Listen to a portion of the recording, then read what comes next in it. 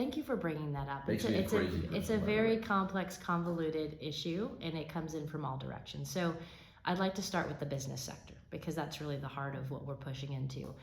So what we often see with them being involved is that if they're a smaller business, we often see them leading into the local area, obviously, you know, the constituents and the customers that they have. And we often see them like really doing a lot of good roots, grassroots efforts, and having to do with time and money that they give. It's amazing.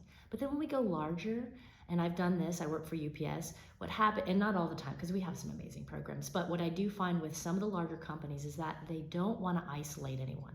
So they don't want to stay committed to one cause for too long. They almost want to rotate to make sure that they're giving everyone kind of being inclusive. But what's happening, and the shift that's happening, is that we see groups like Lennar. So Lennar is a seed funder for Homemade San Diego. I'm on their board of directors. Lennar came in, they're with National. Homemade San Diego is one of 19 affiliates around the country.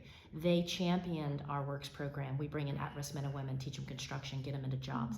They provide a free space. They give us seed money. That money can be used for whatever we need. So that's what I'm starting to see a little bit more of. But we need to really get those business owners and leadership out there to understand, don't worry about the optics. Worry about whether or not the work you're doing is actually making an impact, right? So it's not just writing a check. It's not just taking a picture, doing a food bank, you know, fill some bags. How are you truly helping integrate and sustain that operation so they can do the most they can do? Now let's shift to the nonprofit sector. For the nonprofit sector, a lot of those working in nonprofit sector, and I'm one of those, you know, I've done government, I've done corporate, I've done this now. It's very much tied into your personal passion and the causes that you care about. And they often believe that is enough to be able to get people to want to give.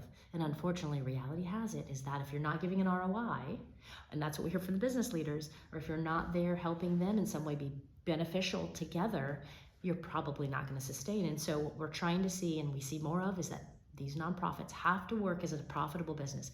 Nonprofit is just a tax entity. That's all it is. So they have to get beyond thinking that I'm giving to children who are sick and in a hospital, and therefore everyone wants to give. Unfortunately, that's not how it works. You know, organizations have different causes that they care about, and it's based on employee resource groups. It may be based, if it's a small business, on that business owner himself or herself, on what they want. So I see that. And then for government, as we're starting to see government make adjustments, which we all know the federal government was very big and it needs to have adjustments, but it's been a little bit of a knee-jerk reaction on things.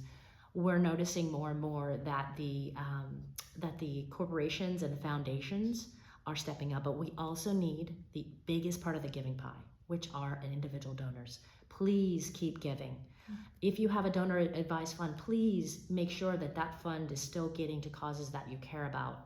We see the DAFs moving in, and we're seeing the changing of the giving. So at this point, with all these different funding changes, we really we can't put our brakes on things. Even though there's uncertainty, the one thing you're not going to be uncertain about is that there are people living on the streets here in San Diego. There are children who don't have enough food to eat. That's right. There are people who can't get to work because the transportation's not where it needs to be. And there are just a lot of inequities that we cannot fall back on, because this is the juncture. If we don't continue to find other solutions to this, it's going to be a tsunami on top of us. And we're just going to be surrounded by hurt and pain. And we don't need that.